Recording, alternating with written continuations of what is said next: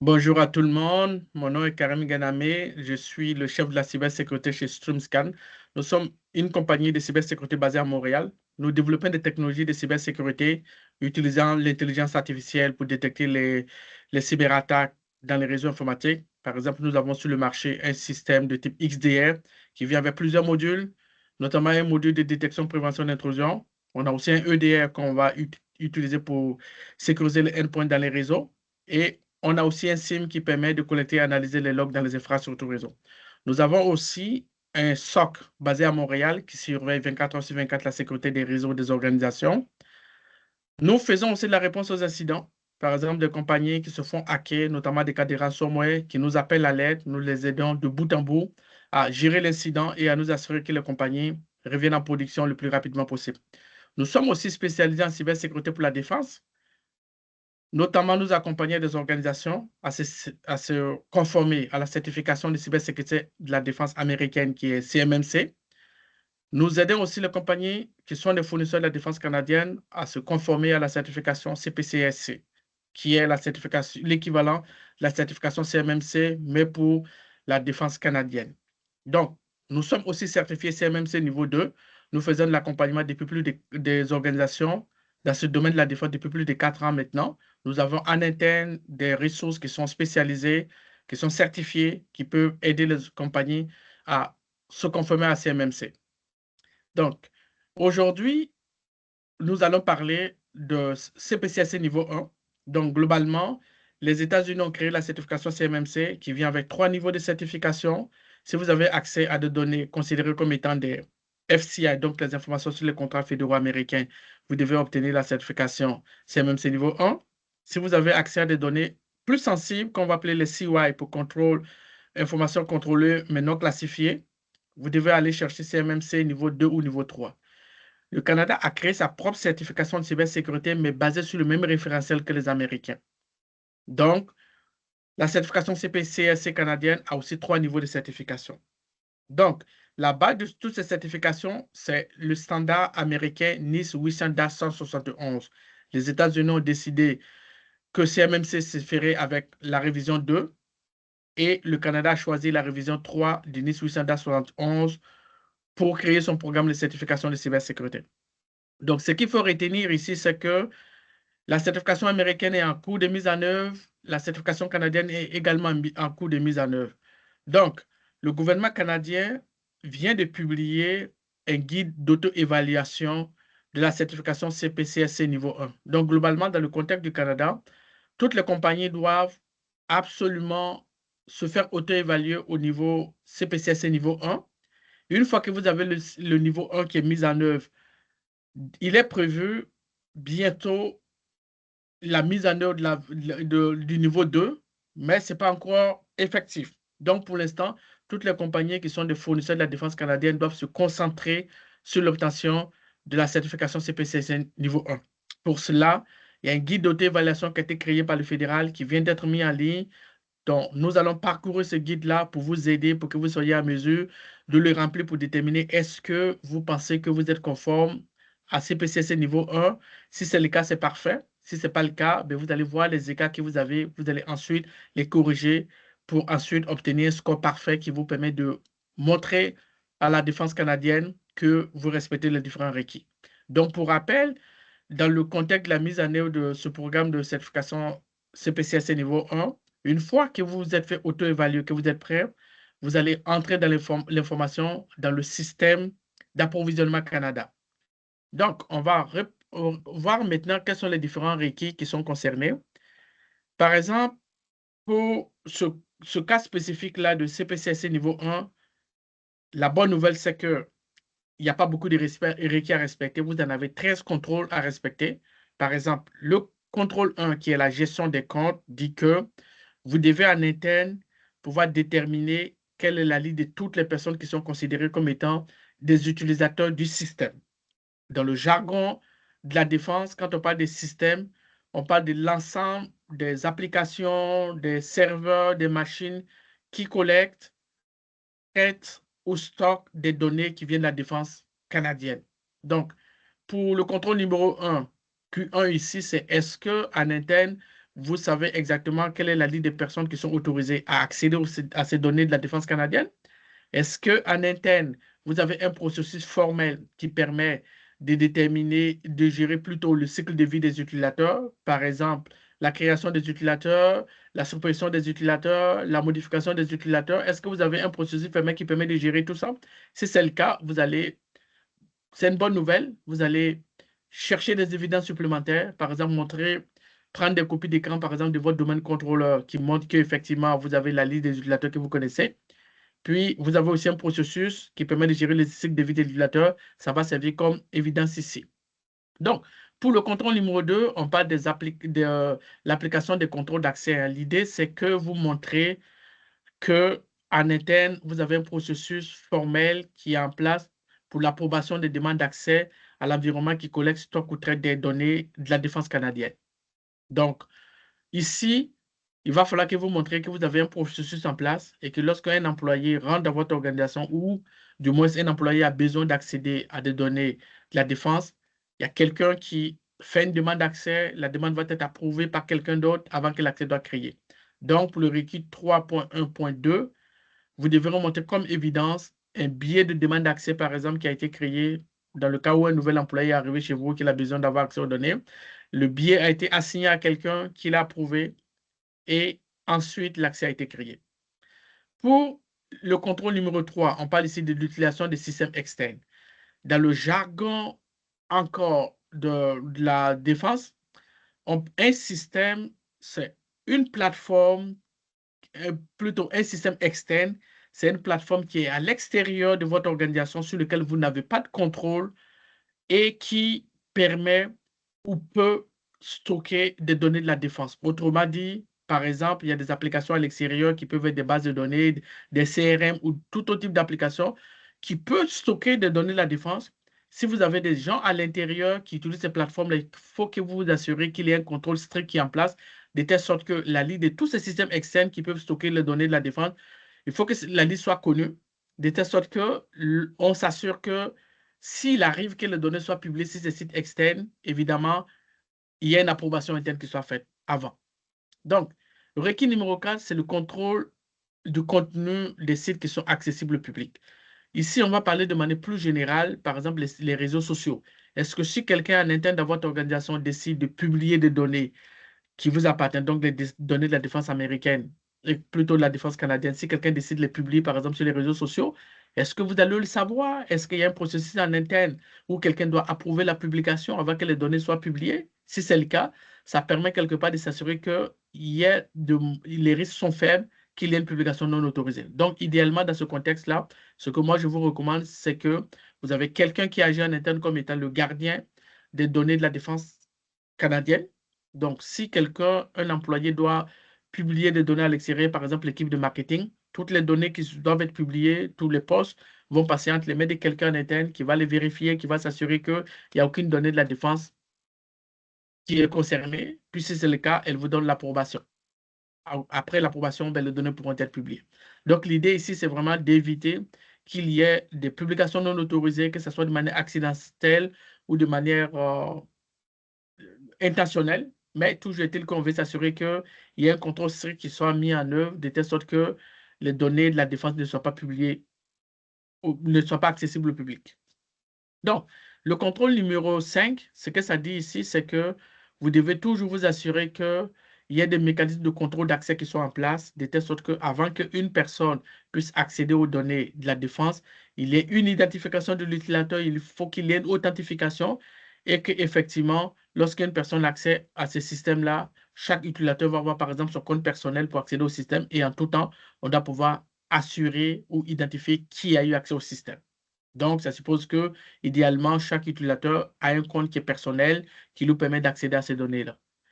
Donc, le contrôle numéro 6, le Q6, ce que ça dit ici, c'est que tous les terminaux ou tous les dispositifs qui sont utilisés pour accéder au système qui collecte, stocke ou traite des données de la défense canadienne doivent également être identifiés. Autrement dit, autant vous devez connaître quelles sont les personnes, les individus qui accèdent aux données, mais vous devez aussi connaître quels sont les différents terminaux qui accèdent au système.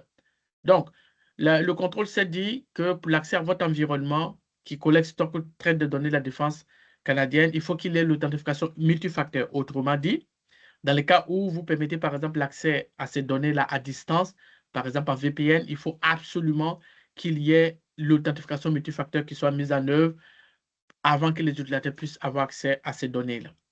Donc, le contrôle numéro 8, ce que ça dit, c'est que si vous avez des systèmes, vous avez des ordinateurs, ça peut être aussi des serveurs, ça peut aussi être des imprimantes qui peuvent contenir des données qui sont considérées comme étant des données de la défense canadienne.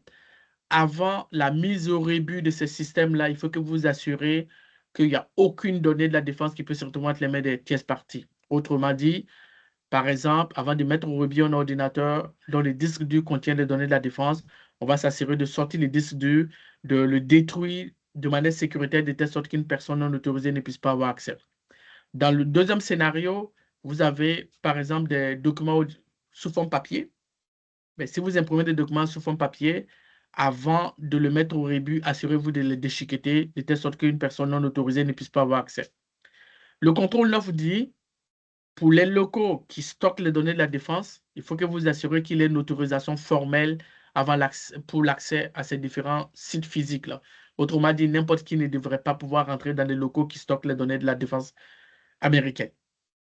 Contrôle numéro 10, le contrôle d'accès physique, c'est vous devez avoir en interne, si vous stockez les données de la défense en interne dans votre réseau, assurez-vous derrière qu'il y ait des mécanismes de contrôle d'accès physique avant d'accéder aux salles. Par exemple, vous avez une clé ou vous avez des badges qui vous permettent d'accéder aux différents locaux.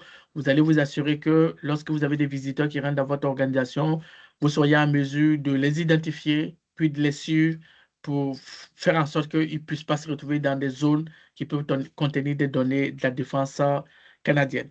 Donc, au niveau de la protection du périmètre réseau, on parle du contrôle 11. L'idée ici, c'est de vous assurer que vous avez des outils qui permettent de détecter les cyberattaques qui ciblent votre infrastructure. Donc, idéalement, vous avez un système de détection, prévention d'intrusion qui surveille votre périmètre réseau. Aussi, vous collectez les logs. Puis, vous avez une équipe derrière qui fait cette surveillance-là, de telle sorte que lorsqu'il y a une attaque, l'équipe de surveillance puisse la détecter, puis l'analyser et prendre les actions nécessaires pour la contrecarrer. Au niveau du contrôle numéro 12 de CPCS niveau 1, l'idée ici, c'est que vous vous assurez que de manière continue, vous êtes en mesure de pouvoir détecter les vulnérabilités de sécurité qui ciblent votre infrastructure, puis vous les traitez selon les délais préétablis. L'idée ici, c'est réduire les risques d'exploitation des vulnérabilités qui existent dans votre infrastructure. Et enfin, le contrôle numéro 13 fait référence à tout ce qui est protection contre le code malveillant. C'est-à-dire qu'en interne, vous devez avoir un antivirus sur toutes les machines ou un EDR qui va permettre de détecter, par exemple, les codes malicieux sur les ordinateurs, puis les bloquer, les mettre en quarantaine pour éviter que ça devienne des compromissions ou des infections ou des cas de ransomware dans votre organisation. Donc, une fois que vous avez consulté la liste de ces différents contrôles, pour remplir le formulaire d'auto-évaluation, on va commencer par le contrôle numéro 1. Donc, ici, vous noterez par exemple que le contrôle numéro 1 qui fait référence à l'identification de toutes les personnes qui accèdent aussi aux données de la défense canadienne, ainsi que l'existence d'un processus formel de gestion des cycles de vie des utilisateurs. Il y a plusieurs sous-contrôles. Donc, chaque contrôle ici peut venir avec plusieurs sous-contrôles. Par exemple, quand on regarde ce point-là, on en a plusieurs sous-contrôles. Le A qui dit qu'il faut définir les types de comptes qui sont autorisés à accéder au système. Vous en avez plusieurs jusqu'au contrôle H. Donc, vous devez vous assurer que vous avez des évidences pour chacun de ces contrôles et chacun de ces sous-contrôles. Donc, autrement dit ici, pour ce contrôle qui parle de la gestion des comptes, donc le 3.1.1, vous devez fournir des évidences pour le A, le sous-contrôle A, le B, le C, le 2, le D, le E, le F, le G, le H. Une fois que vous avez tous ces différents contrôles-là et que vous êtes en mesure de pouvoir fournir des évidences qui montrent qu'effectivement vous le faites, vous pouvez choisir satisfaite, qui montre que vous respectez les requis. Mais si vous ne le faites pas, si vous n'êtes pas sûr d'avoir tous ces sous-contrôles en place, on va choisir non satisfait. L'un des éléments qui est important ici à noter, c'est la transparence lorsque vous remplissez ce formulaire.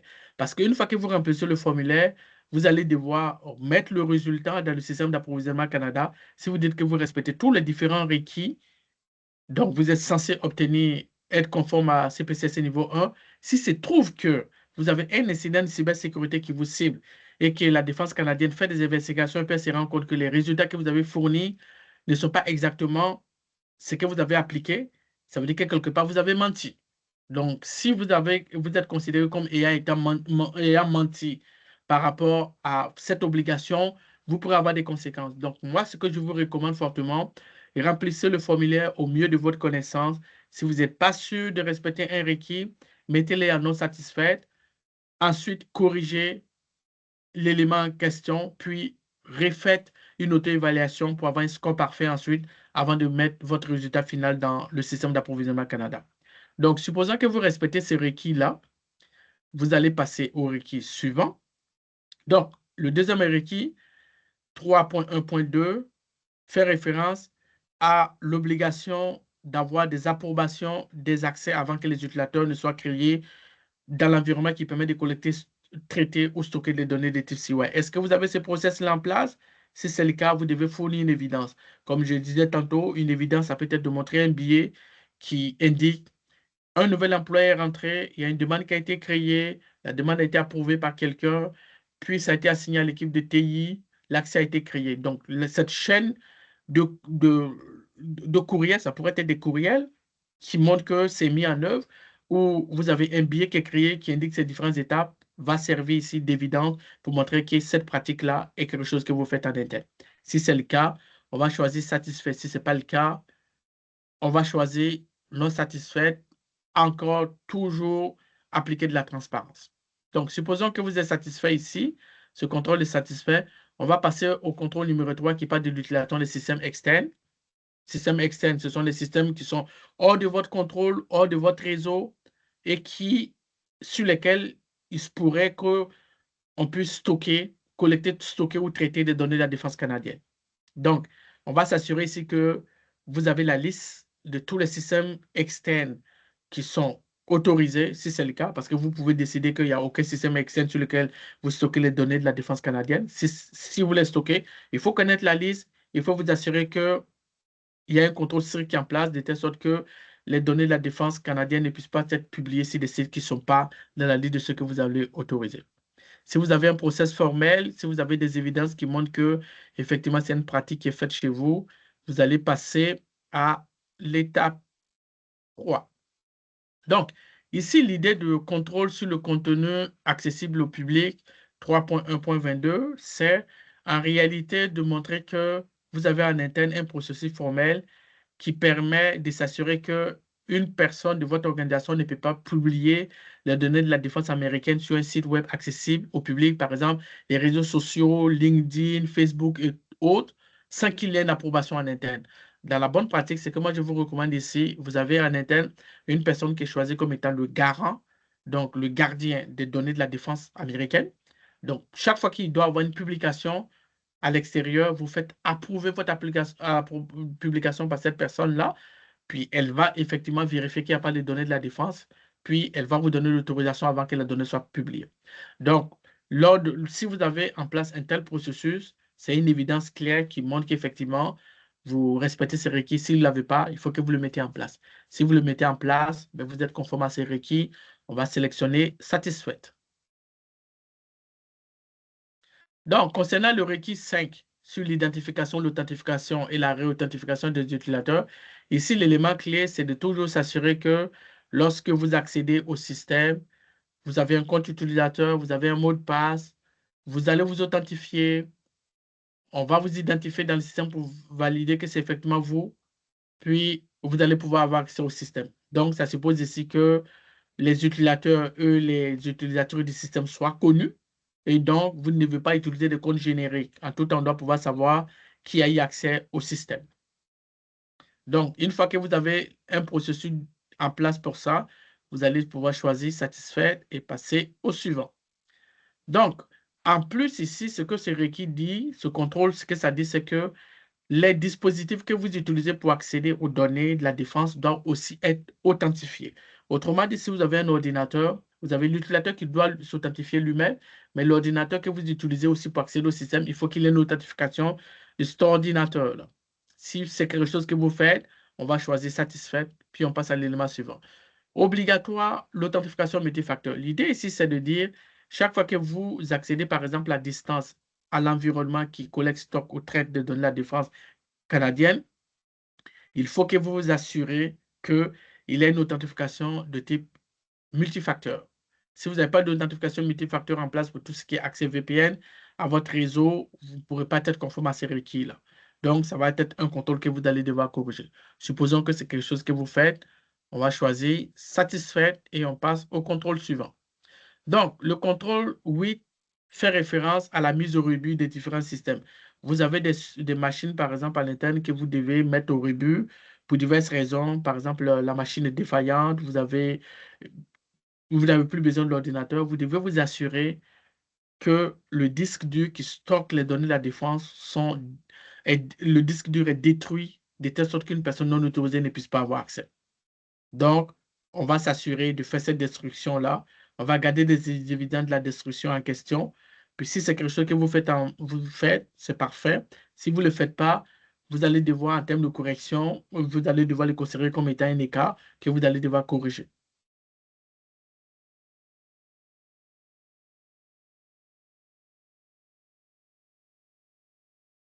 Donc, le contrôle numéro 9 fait référence à l'autorisation des accès physiques. Autrement dit, s'il y a des gens qui ont besoin d'accéder à des locaux qui peuvent stocker les données de la défense, il faut qu'il y ait une liste formelle de toutes ces personnes-là. Ça suppose qu'en interne, vous avez un processus d'autorisation des accès. Donc, vous savez exactement qui a besoin d'accéder à ces données-là, à cet emplacement physique.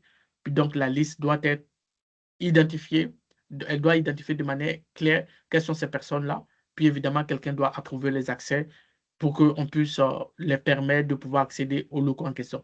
Puis si évidemment une personne n'a plus besoin d'avoir accès à ces locaux-là, pour diverses raisons, par exemple un employé qui a quitté, il va falloir que, par exemple, vous désactivez ces accès physiques.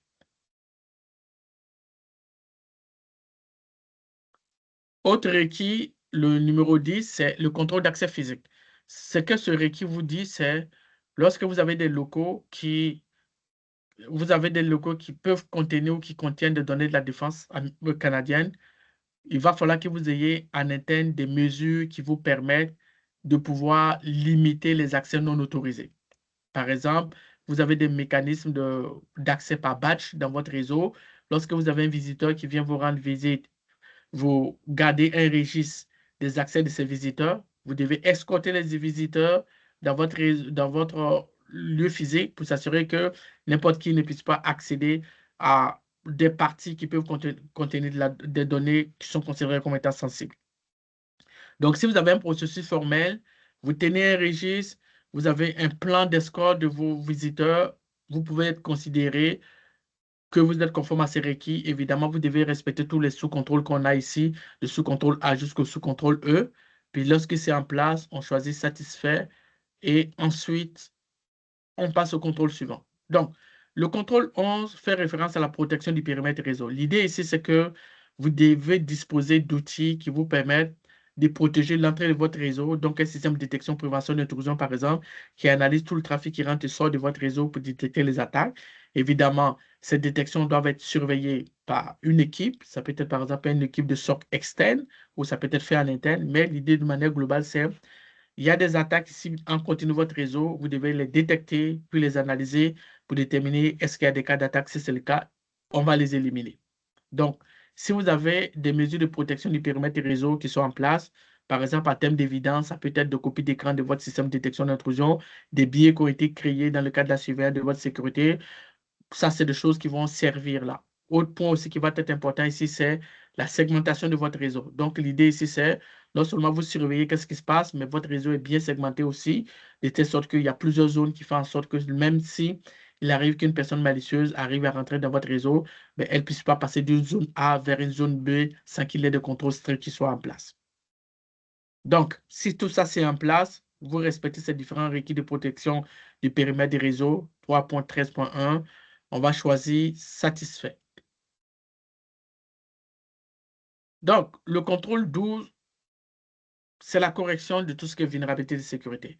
Évidemment, ce que ça dit, c'est que vous devez avoir en place des mesures qui vous permettent de détecter en continu quelles sont les différentes vulnérabilités de sécurité qui peuvent impacter votre organisation. Une fois que vous avez identifié des vulnérabilités, on va appliquer des patchs. Donc, il y a des délais qui sont déterminés pour ça. Par exemple, lorsque vous avez des cas critiques, on s'attend à ce que vous les corrigez d'un délai maximum de 30 jours. Lorsque c'est des cas qui sont considérés comme étant de niveau modéré, 90 jours, et pour les cas faibles, 180 jours. Donc, vous allez devoir, à terme d'évidence, par exemple, montrer qu'il y a des vulnérabilités qui sont signalées chez vous. Par exemple, vous avez réalisé un scan de vulnérabilité, vous avez identifié des vulnérabilités critiques, vous avez créé un billet qui a été assigné à quelqu'un qui l'a traité, et tout ça dans un délai maximum de 30 jours. Si dans le cas d'une vulnérabilité qui est considérée comme étant critique. Si vous le faites, c'est parfait. On va choisir satisfait et on passe à la 13. Donc, pour le contrôle 13, ici, l'idée, c'est que vous montrez que vous avez en place des mesures qui permettent de vous protéger contre les codes malveillants. Donc, on a un antivirus qui est déployé dans l'organisation ou un EDR ou des systèmes de protection des terminaux qui permettent de détecter des cas de code malicieux, des virus, des ransomware et autres sur les terminaux. Si vous avez ces différents éléments en place et que vous respectez tous les contrôles, plutôt les sous-contrôles A, B, C, vous allez considérer comme ce point est rencontré, puis on va choisir satisfait. Donc, à ce propos, par exemple, lorsqu'on regarde, par exemple, le point C, fait important à signaler, on parle ici d'effectuer des analyses des systèmes au moins une fois par semaine. Autrement dit, que vous ayez un EDA ou un antivirus dans votre réseau, il va falloir que vous montrez qu'il y a une configuration qui est en place de telle sorte que une fois par semaine, vous avez un full scan qui part, qui va analyser toutes les sources, on va dire tout le disque dur pour déterminer est-ce il y a des fichiers malicieux ou pas. Donc, ça, c'est quelque chose qui est très important, tant pour CMMC que pour CPCSC niveau 1 et niveau 2. C'est des pratiques que vous devez montrer que vous l'avez en place. Donc, lorsque vous avez rempli tous les fournis, vous êtes auto-évalué pour tous ces 13 contrôles et plusieurs sous-contrôles, on va passer à suivant. Donc, à la fin, ce que ça vous donne une fois que vous remplissez le formulaire, c'est que ça vous donne la date de l'attestation, qui est la date d'aujourd'hui. Ensuite, vous avez la date d'échéance, comme vous le voyez, qui est le 14 avril 2027. Donc, l'auto-évaluation que vous réalisez va être valide pour une période de 1 an. Et chaque année, il va falloir que vous vous auto-évaluez encore pour CPCSC niveau 1. Donc, une fois que c'est bon, ce document, vous pourrez l'imprimer. Vous avez la possibilité de l'imprimer. Puis, vous allez pouvoir ensuite l'utiliser comme étant évidence que vous allez conserver pour vous.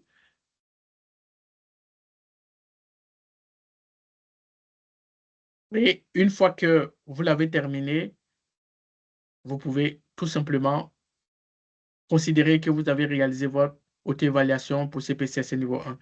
Prochaine étape, cette information, vous devez vous connecter sur le site web de Achat Canada, puis vous allez le rentrer dans votre profil.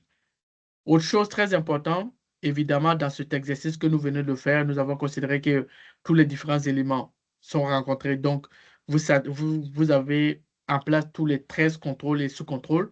Dans les cas où ce n'est pas le cas et que vous avez, par exemple, quelques requis qui ne sont pas rencontrés, ben, ça va ressortir comme étant un écart. Donc, il vous revient de corriger l'écart et de vous refaire encore une autre auto-évaluation pour montrer que vous avez satisfait toutes les exigences et ensuite, vous allez rentrer le résultat final dans le système d'Achat Canada.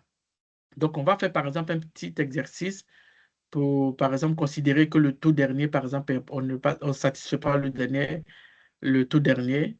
Donc, vous voyez qu'à la fin de l'auto-évaluation, vous avez une exigence qui n'est pas satisfaite. Donc, lorsque vous avez ce résultat-là, vous allez repartir, corriger encore les contrôles qui ne sont pas satisfaits, puis refaire encore une auto-évaluation. Vous avez le droit d'en faire autant que vous voulez jusqu'à obtenir votre score qui est parfait. Donc, évidemment, la chose à noter, c'est la transparence ici. Si vous ne respectez pas un requis, n'indiquez surtout pas que vous la respectez parce qu'il pourra avoir des conséquences. Donc, merci à tout le monde de m'avoir écouté. Puis, bonne journée à tout le monde. Puis, ce qu'on va faire ensuite, c'est de prendre, par exemple, dans d'autres séances que nous allons sûrement publier, nous allons passer les différents contrôles un par un. On va les prendre contrôle. On va descendre au niveau de sous-contrôle pour vous indiquer exactement de quoi parle le sous-contrôle, de telle sorte que ça soit clair pour tout le monde. Donc, merci à tout le monde, puis on se dit à bientôt. C'était Karen Ganame, chef de la cybersécurité de StreamScan.